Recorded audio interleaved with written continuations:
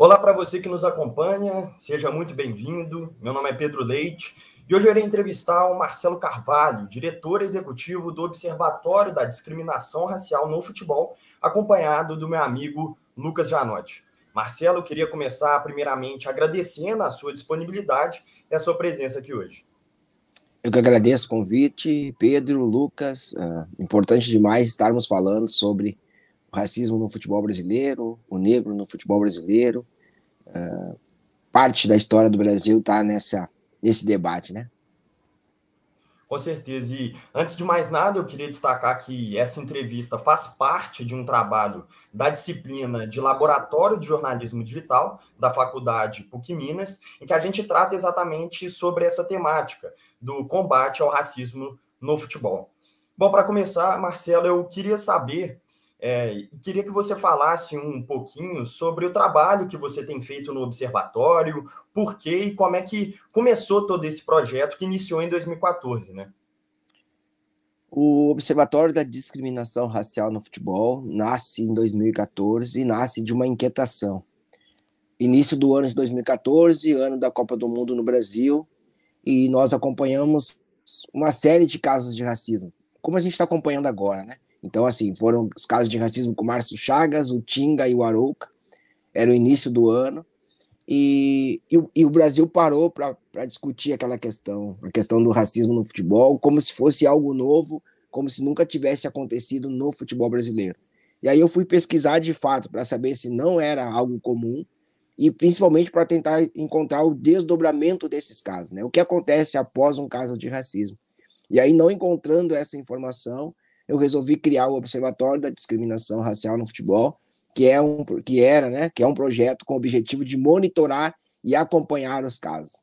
Então, é dar mais espaço para esses casos, para todos os casos, não apenas casos que envolvam grandes nomes do futebol ou que atuam em grandes clubes, mas todos os casos de racismo no futebol e principalmente tentar acompanhar o desdobramento desses casos dentro da justiça desportiva.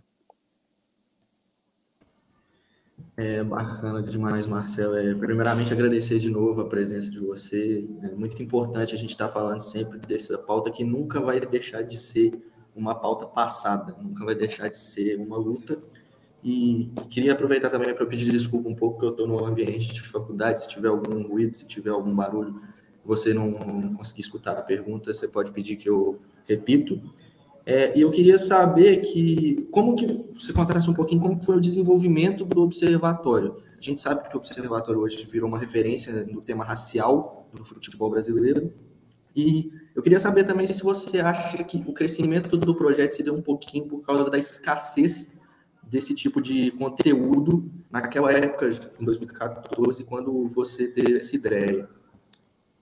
Com certeza, assim, quando o Observatório nasce em 2014, eu não tinha a menor ideia de qual caminho a gente ia seguir, né, o tamanho que o Observatório ia ter 8 anos depois, principalmente porque naquele momento que o Observatório nasce, ele nasce dentro do Twitter, né, então assim, e ali eu pude ver outros perfis que foram criados naquele momento para também falar sobre racismo no futebol, né, então ali tinha Chega de Racismo, Não Racismo, então tinha vários perfis que estavam tentando falar sobre racismo no futebol naquele momento. A diferença do trabalho do observatório vai se dar porque a gente vai para uma linha muito mais acadêmica, né? A gente vai para essa questão de estudo. Então, assim, no final de 2014, início de 2015, nós temos um contato com uma organização inglesa chamada Fair Network, e eles fazem relatórios, né? Relatórios anuais sobre os casos de racismo que eles monitoram na Europa. E aí isso me chamou a atenção e eu disse, poxa, é o trabalho que está faltando aqui no Brasil, né? Não basta simplesmente a gente falar dos casos de racismo, trazer os casos, como a imprensa costuma fazer, tá na manchete dos jornais, se a gente não olhar isso como um todo, né? É basicamente assim, quando a gente pensa de racismo, a gente trabalha muito ou discute muito o racismo individual. E o que a gente precisa discutir no Brasil é o racismo estrutural. Então, nessa ideia, nessa linha de pensamento, em 2015, nós produzimos o primeiro relatório anual da discriminação racial no futebol, que é um estudo inédito no Brasil, que traz os casos de racismo, aponta onde esses casos aconteceram, com quem eles aconteceram, os desdobramentos desses casos, sempre olhando para a justiça desportiva, mas também olhando para as ações dos clubes, para as ações da justiça comum, para a polícia. Então, assim, quando a gente fala de desdobramento desses casos, a ênfase maior é trabalhar com o julgamento na justiça desportiva. Mas claro que a gente está olhando também para ver quais foram denunciados na polícia, que tiveram registro de boletim de ocorrência, quais foram para frente no processo judicial. Então, esse trabalho, né, esse monitoramento, essa análise de dados, depois uma parceria com a Universidade Federal do Rio Grande do Sul para trabalhar essa questão da academia, desse olhar, traz o observatório para esse outro lugar. Eu acho que essa foi a grande mudança, né? Então, eu acho que o resultado do reconhecimento do trabalho do observatório passa por esse estudo, passa por essa pesquisa, passa por esse contato que a gente vai fazendo com diversos historiadores, jornalistas, para tentar entender como o racismo no futebol funciona, e não simplesmente para a gente estar aqui denunciando, gritando que o racismo aconteceu e querendo punição, né? Porque muitas vezes o desejar punição ele extrapola o que é permitido num regulamento. Então a gente tem que entender por que as punições ocorrem dessa forma. E aí, bom, se é dessa forma que elas ocorrem, porque é isso que está escrito dentro do documento, a gente precisa mudar o documento. Então o observatório vai nessa linha, né? Nessa linha de tentar agregar conhecimento para todas as esferas do futebol.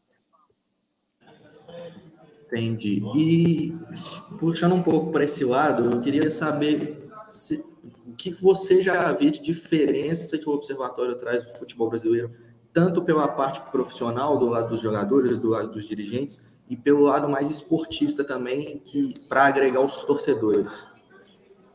Acho que a principal mudança que o observatório conseguiu produzir é o debate sobre o racismo no futebol que é feito hoje. Assim, tem uma frase do Breder Pires, né, jornalista da ESPN, que ele conta que antes do observatório ele tentou diversas vezes levar o tema racismo no futebol para dentro do jornalismo, e era sempre recusada essa pauta. E aí, a partir do momento que o observatório nasce, que começa a produzir dados, que começa a mostrar que o racismo no futebol é presente, e é uma grande quantidade de casos que ocorrem ano a ano, ele disse que quando ele chegou de novo para produzir uma matéria sobre racismo no futebol, essa pauta foi aceita. Então, eu acho que essa é a principal mudança que a gente tem quando a gente debate racismo, principalmente olhando para a imprensa. Olhando para os clubes, eu percebo que lá em 2015, 2016, quando o observatório nasce, a gente monitora 13 de maio e monitora 20 de novembro, para ver quais clubes estavam se posicionando nessas datas. E eram poucos clubes, eram 5, eram 6. A gente monitorou também o Dia do Orgulho LGBT, foram 3. Então, de hoje, 2022, 2021, 2022, praticamente todos os clubes têm uma postagem falando sobre a questão 20 de novembro, 13 de maio, 21 de março, ou seja, aumentamos as datas, falando do orgulho LGBT também, não é uma data só. Então, assim, cresceu o número de clubes olhando para a causa. Claro que ainda está muito preso a determinadas datas, ainda está muito preso a posts de redes sociais, a notas de repúdio, mas é um avanço, né? Então, depois que o clube se manifesta, que consegue quebrar a resistência da manifestação e o clube se manifesta, no momento seguinte é possível a gente discutir o conteúdo, mas primeiro a gente precisa quebrar essa resistência. E é preciso que as pessoas entendam que quando um clube se manifesta sobre algumas questões, tem muita resistência dentro dos clubes de futebol. O outro lado do trabalho do observatório também é muito visível, e era um sonho meu, é quebrar o silenciamento que os jogadores sofrem para falar sobre racismo e outras pautas. Porque não existe um regramento, né, proibindo os jogadores de futebol de se posicionarem sobre racismo e outras questões sociais. O que existe é o tapinha nas costas, o que existe é uma mensagem no telefone, dizendo, cara, Será mesmo que tu quer falar sobre isso? Eu acho que isso não vai interessar para tua carreira, eu acho que isso vai te prejudicar em campo, eu acho que tu deve focar sempre no futebol, eu acho que tu não deve desfocar falando de outras coisas. Então é isso que o jogador recebe de retorno quando ele se posiciona. E a gente consegue perceber de 2014 para cá que mais e mais jogadores estão se posicionando sobre racismo. Se não é um posicionamento ainda aquele que a gente gostaria, já é pelo menos a denúncia dos casos de racismo que eles sofrem. Antes de 2014, eram poucos casos denunciados. O jogador entendia muitas vezes que fazia parte do pacote do futebol sofrer racismo. O que a gente percebe hoje que não. A maioria dos jogadores estão denunciando. Se levam para frente, se entram na justiça, se falam sobre o racismo do cotidiano, se conseguem entender o que é o racismo, é outro passo que a gente precisa dar. Mas nesse momento, nós estamos conseguindo quebrar o silenciamento. E Marcelo, como é que é esse contato com os clubes? Você citou os próprios jogadores. Como é que é esse contato com os clubes, com os jogadores? Eles te procuram o observatório para promover alguma ação, para entender um pouco mais sobre a conscientização da causa? Como é que é esse contato entre os clubes, com os clubes e os jogadores? Até 2019, o observatório tentava contato com os clubes de futebol, tentava levar a pauta racial para dentro dos clubes de futebol, e muitas vezes a gente ouvia que, não, o meu clube não precisa falar sobre racismo, porque aqui não acontece casos de racismo. Então era um entendimento que só posso falar de racismo, me manifestar a partir do momento que um torcedor xinga um outro torcedor, um outro jogador de macaco. E aí a explicação também fazia parte de dizer que racismo é muito mais do que isso, né? A simples não presença de pessoas negras nos cargos de comando e de gestão é racismo. Então precisava passar por esse entendimento. De 2019 para cá, o observatório decidiu testar a força que a gente tem. Assim. Será que a gente consegue, nós mesmos, o observatório, produzir conteúdo, produzir ações e que essas ações reverberem nos clubes de futebol? Então, assim, vamos produzir um vídeo e vamos comunicar a alguns clubes que já são parceiros que esse vídeo está pronto e se eles republicam nas redes sociais deles. E funcionou. Em 2019, nós conseguimos, por exemplo, fazer uma ação no Maracanã com Fluminense e Bahia, Roger Machado e Marcão usando a camisa do observatório. Aquilo chamou muita atenção do Brasil e do mundo. Por quê? Porque naquele momento estavam em campo os dois únicos técnicos negros do Campeonato Brasileiro, da Série A, naquele momento. E aí muita gente se espantou em descobrir que não temos treinadores negros no futebol brasileiro. Por mais que tenhamos jogadores negros e por mais que a maioria dos treinadores sejam ex-jogadores. Então, assim, o observatório conseguiu sair do lugar e agora vamos propor. E aí, de 2019 para cá, a gente tem sido muito procurado por clubes para que a gente pense, para que a gente dê consultoria, para que existam novas ações, não só ações de redes sociais, mas ações internas dentro dos clubes de futebol. Com jogadores é um pouco mais complicado, né? Porque o jogador tem uma série de pessoas que cercam eles. Então, assim, né? É muito difícil chegar diretamente num jogador de futebol. Você vai passar pelo clube, pelo crivo do clube, depois pelo crivo da assessoria, pelo departamento, pelo grupo de marketing que cerca esse jogador. Então, é muito mais difícil. E aí o que o observatório decidiu fazer é tentar esse caminho via jornalismo esportivo. Não tentar chegar nos jogadores, mas provocar o jornalismo para que faça novas perguntas. E aí o tema racismo começou a ser um tema que começou a ser questionado para os jogadores, né? Os jogadores começaram a ser provocados a falar sobre. Ou seja, não foi através do observatório, mas essa pergunta chegou aos jogadores e a gente está vendo cada vez mais ela tendo ênfase em algumas matérias de jornais, na televisão, ou seja, o jogador está sendo questionado e a gente está vendo alguns posicionamentos interessantes.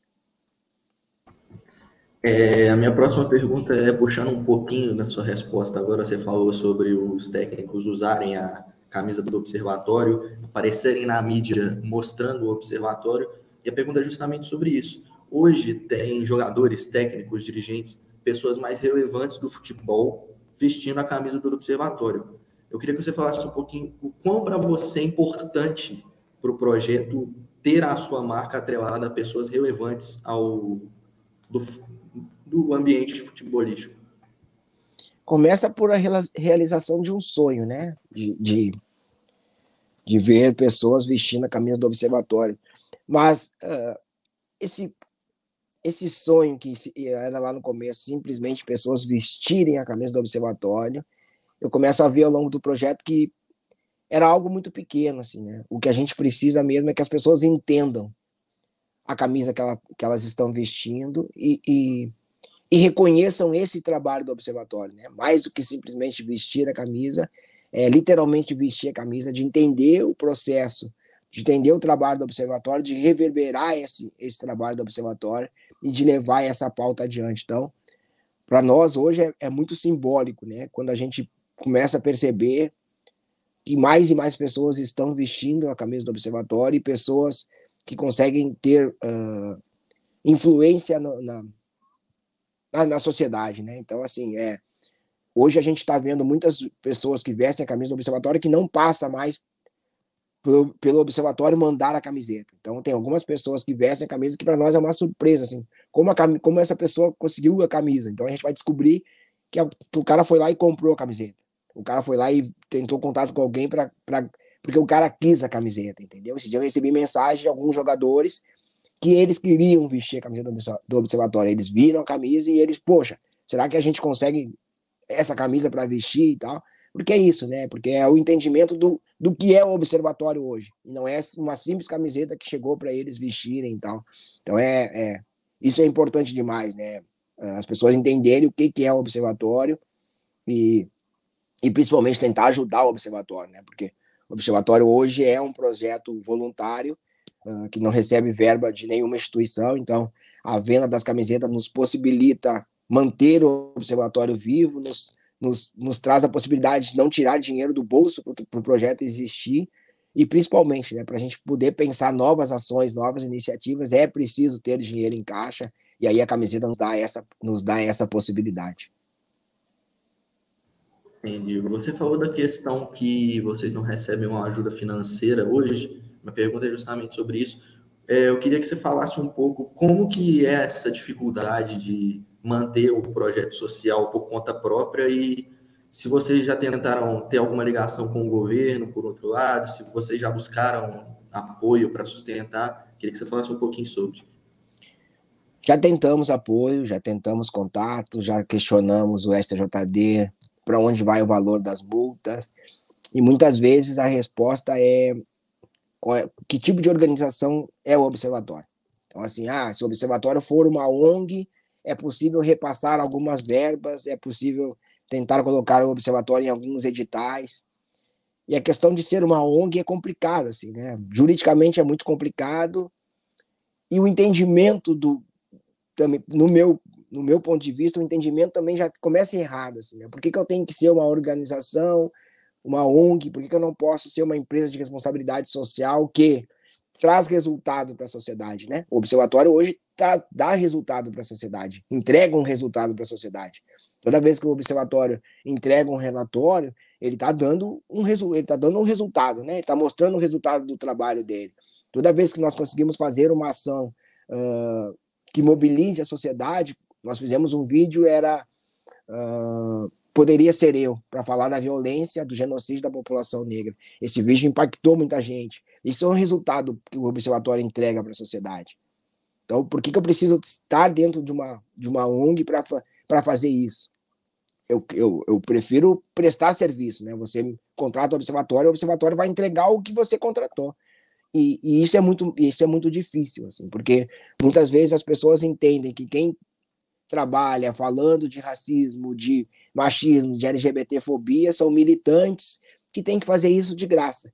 E se a gente parar hoje para pensar, é muito complicado, né? Porque hoje a gente tem ativistas trabalhando, pessoas que entregam 24 horas do seu tempo para estar falando sobre racismo, sobre machismo, sobre LGBTfobia, estão levando ações para o STF, então, sabe, é um trabalho muito grande, organizações que precisam ser grandes para existir e para crescer. O Observatório hoje passou, por exemplo, o trabalho do relatório, que era um simples compilar dados, hoje é um trabalho muito maior. Assim, a gente precisa, primeiro, que são muito mais denúncias, né? Em 2025 nós monitoramos 25 denúncias, então era um trabalho bem fácil de ser feito.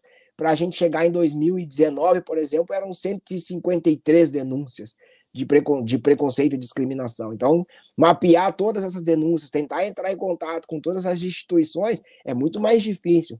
Diagramação do material é muito mais difícil, né? Então, assim, cresceu. E aí não dá mais para ser feito da forma que a gente fazia. E aí precisa esse valor financeiro para que a gente consiga fazer essa entrega, né? Ninguém nos cobra, ninguém nos liga, poxa, não, cadê o relatório?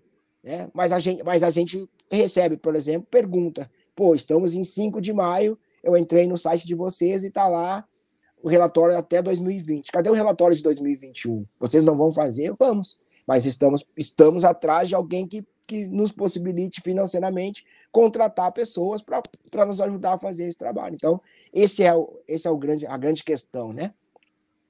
E aí, a gente olha, por exemplo, para fora do Brasil, e aí eu costumo dizer que lá na Inglaterra existe uma organização chamada Kick Out, que é uma organização que faz o mesmo trabalho que o Observatório faz no Brasil, e que ela recebe verba do governo inglês, ela recebe verba da Liga Inglesa, ela recebe verba dos clubes, ou seja, diversas organizações pagam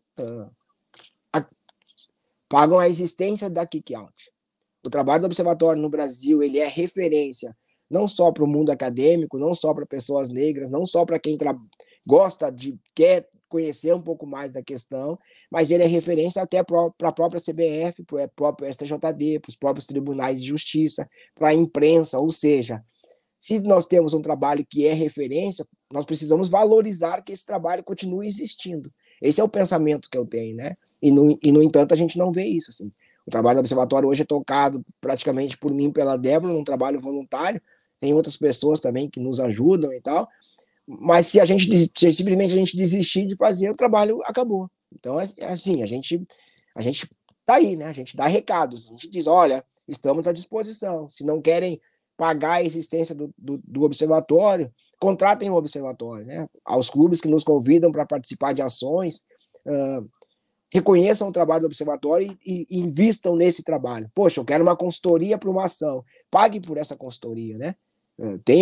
Coloque um valor nisso, porque é isso, assim, não dá para viver de luz, ninguém vive de luz, e nós estamos aqui falando de uma causa que não é por Marcelo, não é por as pessoas negras, é para a sociedade, né? Lutar contra o racismo não é algo que serve só para as pessoas negras. É impossível, tem uma faixa que diz, né? É impossível uma democracia existir enquanto existir racismo. Então, que as pessoas entendam isso. Marcelo, inclusive, fantástico essa última fala sua, mas estudando os casos de 2014 até 2020, eu percebi que 1/5 desses casos são julgados e quase metade, inclusive, são absolvidos. Eu queria entender um pouquinho de você por que há essa impunidade ainda até hoje. Se nós sairmos do futebol, só para entrar no futebol, nós vamos ver que o Brasil tem uma lei contra o racismo que torna o racismo inafiançável e imprescritível. Ou seja, uma pessoa que cometer racismo, ela deve estar na cadeia. Nós não temos ninguém preso por racismo no Brasil. Por mais que a pessoa diga que ela é racista e xingue alguém na frente das câmeras, ou xingue uma coletividade, né, para ser dado como racismo, chega na delegacia e ela diz que cometeu injúria racial. E aí ela paga a fiança e ela é liberada e ela vai para casa. As mesmas pessoas que fazem a lei fora do futebol fazem a lei do futebol. E aí no futebol a gente vai ver o caso como o caso do Celcinho, só para ser um exemplo, onde foi julgado no primeiro momento como algo grave, foi dada uma punição de perda de pontos para o Brusque, e depois o Pleno reforma a decisão, dizendo que aquilo não foi algo tão grave e que tirava a perda de pontos, né? Deixava apenas uma multa. Então é isso, assim. Então como é encarado o racismo para quem está no poder, para quem tem o poder de decisão. O que entende que é o racismo e a gravidade desses casos. E aí nós vamos ter essa baixa quantidade de casos punidos. A outra questão é, quando o Observatório desenha, só um porém, assim, quando o Observatório fala dos casos de racismo, a gente, vamos lá, 26 casos de racismo no futebol brasileiro em 2022. Ali tem casos no futebol de várzea, tem casos no futebol categoria de base, todo o futebol, né? E aí o tribunal nos diz que nem todos esses casos é de responsabilidade dele, que nem todos esses casos chegam até o tribunal. É uma verdade. Mas muitos casos que são do futebol, que o tribunal tem que intervir ou tem que julgar, o tribunal muitas vezes não julga porque não chegou a informação. Então, assim, tá faltando proatividade, né?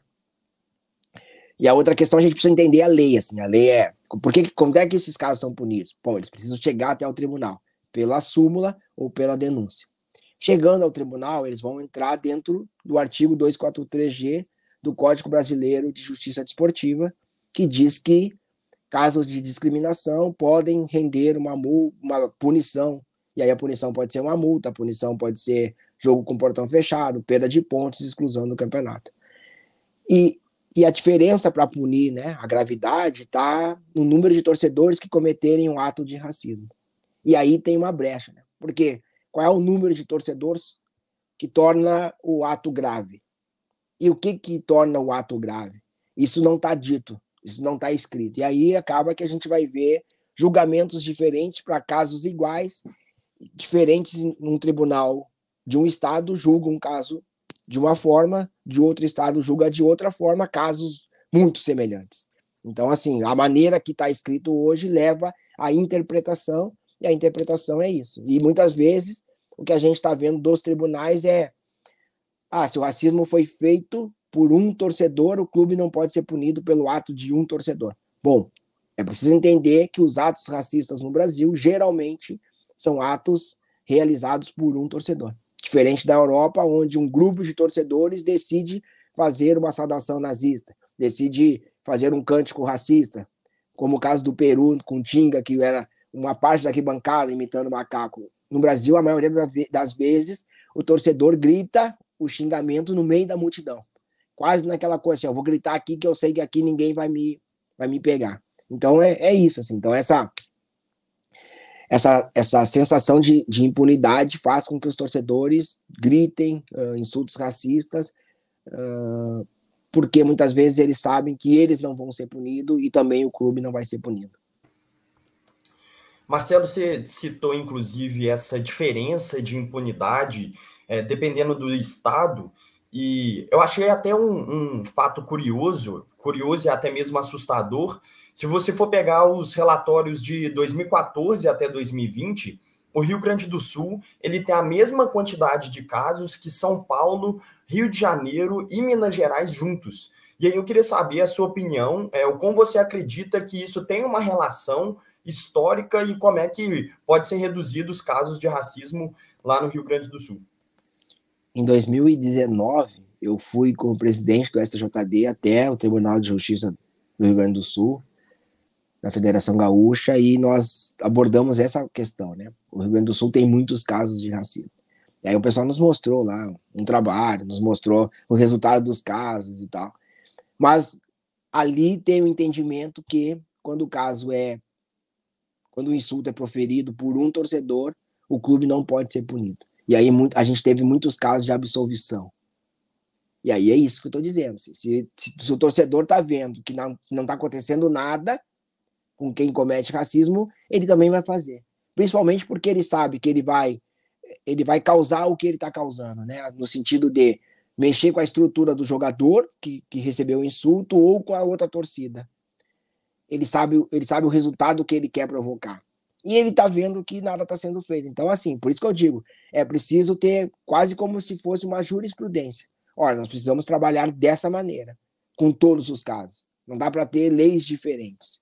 Não dá para, por exemplo, você punir um caso de racismo que a denúncia foi numa rede social, como a gente já viu, e não punir um caso que tem um grito de macaco perceptível, entendível, mas você vai dizer que, poxa, não posso punir porque eu não consegui identificar o torcedor que gritou. Precisa identificar o torcedor, aí você quer fazer uma punição por torcedor. Mas se você quer punir o clube, ou ao menos responsabilizar o clube, não precisa encontrar esse torcedor. Então, são essas diferenças. E falando do Rio Grande do Sul, eu acho que, assim, eu não vou entrar no mérito se o Rio Grande do Sul é um estado racista, mais racista que outros estados, mas eu só vou deixar uma outra informação que diz que, num outro estudo feito sobre denúncias de injúria racial na sociedade brasileira, não falando exclusivamente de futebol, é um outro estudo, aponta o Rio Grande do Sul como o estado com o maior número de denúncias de racismo, ou seja, temos de fato um problema.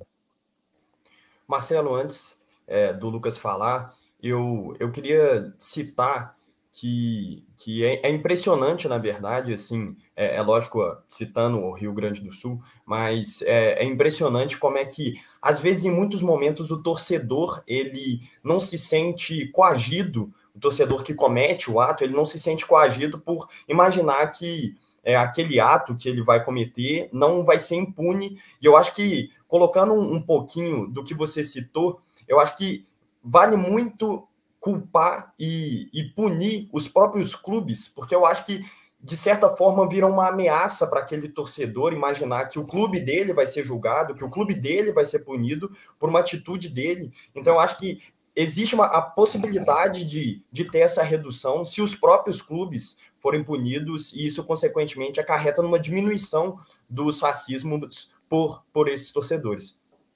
Existe um paralelo que é possível fazer, por mais que a gente não goste pela gravidade do crime, mas, por exemplo, antes se você pensar no futebol brasileiro lá atrás, era arremessado para dentro do estádio de jogo todo tipo de objeto. Chinelo de dedo, pilha, rádio. A partir do momento que começaram a punir o clube, a gente não tem mais praticamente objetos atirados ao campo de jogo.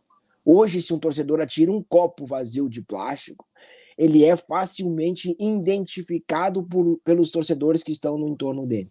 Ou seja, esse torcedor não está preocupado com a educação, assim como não estará preocupado com o combate ao racismo. Mas a gente não vai fazer com que casos de racismo se repitam. E isso já é um avanço. Isso já é um passo importante. Então, assim, e por que isso aconteceu? Não só pela punição ao clube. Aconteceu também porque os clubes de futebol se sentiram responsabilizados. E hoje, praticamente em todo estádio que você vai no Brasil, tem uma placa bem grande escrito: não atire objetos no estádio, porque o clube pode ser punido. O sistema de som fala sobre isso. A gente não vê isso na questão racial. Tu não vê esses avisos no estádio de futebol. Tu não vê os clubes sendo proativos. Os clubes são reativos, né? Acontece um caso de racismo, nós vamos trabalhar esse caso. Acontece um caso de racismo, nós vamos soltar uma nota de repúdio. É isso, né? Eu acho que a gente precisa, mais do que punir, a gente precisa responsabilizar o clube de futebol. Afinal de contas, tudo que acontece no estádio de futebol, dentro do estádio, é de responsabilidade do clube de futebol. Por que os casos de racismo não são responsabilidade do clube? Eu acho que é aí o primeiro passo que a gente precisa dar, que é responsabilizar os clubes de futebol. Estimular que clubes de futebol desenvolvam campanhas e ações educativas de conscientização sobre a questão racial. É o primeiro passo para a gente sair desse lugar que a gente está hoje. Falando ainda um pouquinho sobre o Rio Grande do Sul, Marcelo, nos últimos meses o Internacional lançou um canal de denúncias, né, para o seu torcedor, não só em questão racial, como em questão de LGBTfobia, de violência contra a mulher. E recentemente você foi no podcast do Internacional, que eu pude acompanhar. Eu queria saber como é que você enxerga essa iniciativa como um avanço para o combate no racismo no futebol, e queria saber da sua parte também se isso pode servir como um espelho para os outros clubes também começarem a terem iniciativas para o combate contra o racismo. Sim, pode servir como espelho. Haja vista, por exemplo, o exemplo que a gente tem do Bahia, né? A partir do momento que o Bahia teve um núcleo de ações afirmativas, a gente consegue ver essa iniciativa em outros clubes de futebol. Diretorias de diversidade, diretorias de ações sociais. Então, a gente está vendo o crescimento desse trabalho em outros clubes de futebol, porque o Bahia fez e o Bahia deu certo, o Bahia foi reconhecido. A mesma coisa é para esse canal de denúncias. Assim. Eu acho que a partir do momento que começar a funcionar, outros clubes vão copiar esse exemplo. É preciso que o torcedor entenda que não adianta olhar para a arquibancada e querer denunciar o racismo do clube rival. É preciso começar a denunciar o racismo dentro do seu próprio clube. E aí que tem um problema muito grande, né? Porque a maioria dos torcedores não querem denunciar o racismo dentro do seu próprio clube, para não ficar com a pecha de racista, para não ficar com um caso conhecido na mídia. Então, assim, as pessoas têm receio, e eu já vi casos de violência, eu já vi casos de abuso, quando um torcedor tenta denunciar o racismo que ele sofreu na arquibancada para o torcedor do seu próprio clube. É muito complicado conseguir fazer isso. Então, assim, um canal desses vai possibilitar que o clube não precisa trazer o problema para a mídia, né? Eu acho que tem que resolver o problema, que nem a gente diz, resolve o problema em casa. E é isso que eu acho que tem que ser feito, né? Mais canais de denúncia. O Observatório tem um sonho de um aplicativo que é justamente isso, assim. Que a gente receba a denúncia, ela não precisa ser midiática, que a gente receba a denúncia, que a gente trate a denúncia, que a gente chame o clube para dizer, olha, aconteceu esse caso, vamos identificar esse torcedor, se ele for sócio, vamos excluir do quadro social, que é outra coisa que o Inter fez, se eu não estou enganado, o Bahia também fez, que é a previsão de exclusão do sócio quando ele for pego cometendo ato de racismo. Eu acho que esses são pequenos passos que a gente vai dando que no futuro vão ter um resultado muito bom. Marcelo, para finalizar, é difícil até falar, mas eu queria saber como é que você enxerga que o racismo no futebol pode ser diminuído, isso obviamente para não citar que ele pode ser extinto, mas eu queria saber como é que você acha que o racismo no futebol pode ser diminuído e se nos últimos anos a gente tem evoluído nessa pauta ou regredido no combate ao preconceito racial no futebol brasileiro. Acabar com o racismo no futebol é impossível, né? Porque a gente está falando de uma sociedade extremamente racista. Mas o futebol não pode ser palco para racista se manifestar. O futebol não pode ser palco para que as pessoas expressem ou comecem a recrutar outras pessoas que pensem que nem elas. A gente precisa olhar para a Europa e ter uma Europa um exemplo no sentido ruim, né? Por quê? Porque na Europa, muitas vezes, esses núcleos racistas, fascistas, eles usam o futebol como palco para recrutar pessoas que pensam que nem eles. Então, muitas vezes, quando uma pessoa invade um campo de jogo, no corpo dela está pintado, ou na camiseta, o número de telefone de uma célula nazista, de uma célula fascista. Isso no Brasil a gente ainda não viu, mas a gente já tem notícia de grupos de torcedores que já tinham esse pensamento fascista ou nazista. Já existiu no Brasil, né? Então, assim, o que a gente precisa fazer é estar atento para não tornar o futebol esse palco. Como é que a gente não torna o futebol esse palco? Punindo quem cometer esse ato. Não dando essa liberdade para as pessoas. Então, assim, no momento que os casos estão crescendo, é preciso uma mão forte de punição. E é preciso uma união de todos os envolvidos nesse processo, clubes, CBF, federação, tribunais, para o que vamos fazer? Vamos montar um grupo para trabalhar essa questão racial, para combater. O problema está no artigo do Código Brasileiro de Justiça Esportiva, como a gente pode melhorar, como a gente pode incentivar que clubes façam posicionamentos, como a gente pode incentivar que clubes façam campanhas. Eu acho que é esse que a gente precisa fazer hoje, assim, né? Não dá para pensar em ações, cada um faz o que quer e tudo solto, que é preciso unir esforços nesse momento. E é preciso punir. É preciso colocar os racistas na cadeia. É preciso tirar eles dos estádios de futebol. Se lá atrás a gente tinha essa ideia que o estádio de futebol era um lugar que permitia tudo, né? Eu estou frustrado, então eu vou para o estádio de futebol, grito a minha raiva, volto para casa melhor. O estádio de futebol não é esse lugar. A gente até meio que avançou sobre isso quando a gente olha o respeito às mulheres nos estádios. Não é um lugar perfeito ainda para as mulheres, mas já melhorou muito, né? Hoje é possível uma mulher ir sozinha num campo de futebol, coisa que há 10 anos atrás era imaginável.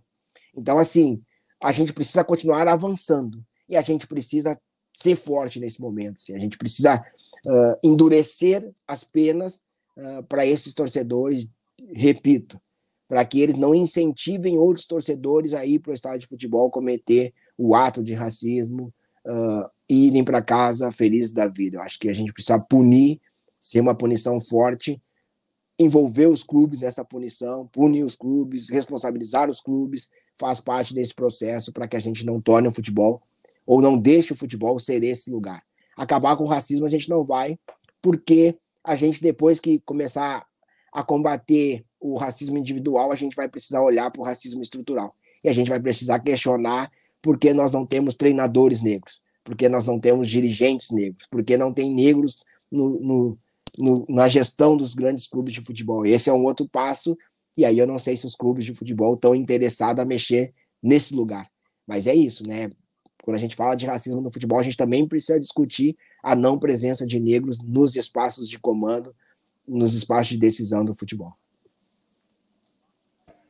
Marcelo, fantástico. Eu queria te agradecer demais por essa entrevista. Para mim foi extremamente enriquecedor. A gente sabe da importância de falar sobre um tema como esse, que é veemente na nossa sociedade. Então, te concedo as palavras finais aqui e, novamente, agradeço demais pela entrevista. Vou usar esse espaço final para convidar a todo mundo que vai nos assistir a conhecer o trabalho do Observatório. Entrem no site do Observatório, observatorioracialfutebol.com.br. Lá tem os casos de racismo, mas não só isso.